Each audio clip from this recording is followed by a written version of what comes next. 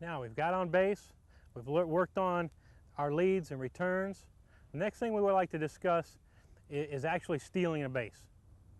All right. Steals, whether it's first to second, second to third, or even delay steal a home, it can be a very effective tool you can use as an offensive weapon.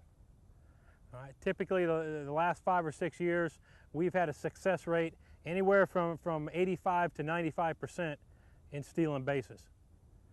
And that's much better success rate than we've had with our batters in terms of getting on base or getting a hit. So we feel it's to our advantage to take that chance to steal a base, to put that runner in scoring position. The most important aspect of getting a successful steal is getting a good jump off the pitcher. We talked a little bit about in our leadoffs of reading that pitcher and getting a quick jump. We're looking at that front heel, and we're always trying to push that barrier, and get closer and closer and closer to where that umpire is going to call us out. We talked about the different starts, where in actually the rocker start, you can get a little bit better jump because you're actually moving before you're letting go of the base with your foot. And with some umpires, you can get away with a little bit earlier movement than you can with the other starts. But the key here is to work on getting a jump as quick as possible. We do a lot of work in practice on leads and returns every day.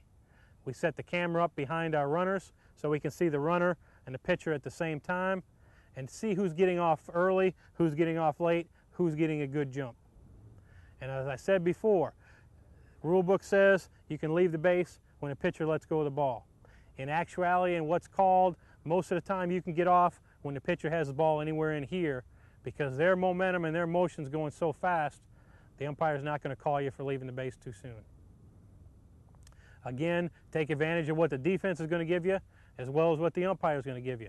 If the umpire's not paying too close of attention, you can get a little bit quicker jump. So make sure that those are things that you're aware of. The other thing we want to make sure that our hitters do, or excuse me, our base runners do, is when they're on the base in a steal situation, anytime we have a hit and run, which is actually a steal for the base runner, slap and run, whatever it might be, is that the runner is always aware what the batter's doing at the plate and what happens to the ball. Because if the ball's hitting the air, they need to read that and get back to the base as quick as possible so they don't get forced out, whether it's a line drive or a fly ball. The other thing we want our runners to do is watch for signals. If I'm going to take my lead, I come off, I'm going to get back to the base as quick as possible. First thing I'm going to do is look at that coach for a signal to see if they want me to steal, hit and run, bunts, whatever might be on. So don't let your runners be lazy out there. They get off, they take their lead, they get back, and the first thing they do is look at the coach. The other thing we try to get our runners at first base to be aware of is what the catcher's doing and what that second baseman is doing, because that's going to alert them on things like pickoffs, pitch outs, and that type of thing. Most teams have a signal that the catcher gives for a pitch out. It might be grabbing a mask, or it might be pulling up a leg guard, or it might be grabbing the shoulder of their chest protector, or hitting their belly, or whatever it might be. And that lets the defense know the pitch out's on. If I can pick that up, either as a coach or as a runner, then I'm going to know what's going on. And I won't be as in jeopardy as I would be if I didn't have any idea. So when my runners are down here, again, they're going to look in, can I see the signal from the catcher? When I'm at second base, I can see real easy. Even when I'm at first base, a lot of catchers will let you see that signal. I'm going to watch that second baseman. Some second basemen will cheat early if they're going to come over for a pickoff. If so, I'm going to be careful I'm not going to get as big of a lead. Or I'm going to delay steal and get that catcher to throw behind me and then take my extra base. So make sure your batters and your base runners are always aware of the signals and the defense and what's going on around them. Again, we talked about teaching our players to be aggressive and to be students of the game, not to rely on the coaches for everything that they do. Here's an area when I'm on the bases that I'm really looking for all these advantages that I can take an extra opportunity or take an extra base from. In looking at some specific situations, we talked about a straight steal.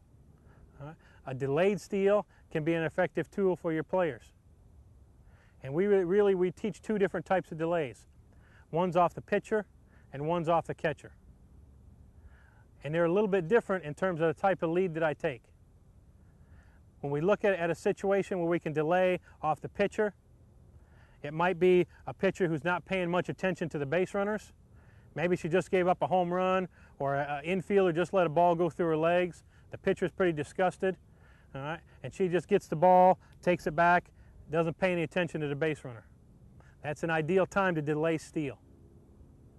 Another time is when the catcher is sort of being lazy and just lobbing the ball back to the pitcher. All right? When the catcher doesn't really pay much attention as well and throws the ball back to the pitcher slow, or maybe makes a bad throw. These are type of situations where a delayed steal can be real effective.